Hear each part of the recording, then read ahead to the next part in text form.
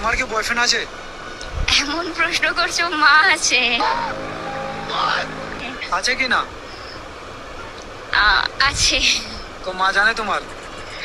না, বাড়ি গিয়ে পিটাবে। মা জানে না? না।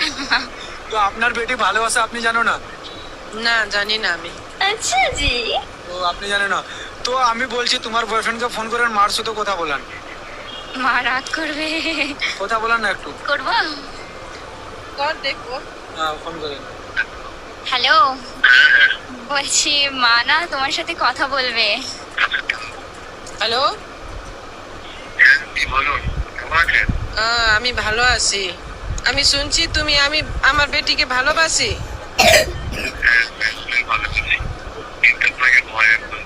কবে থেকে ভালোবাসতেছো?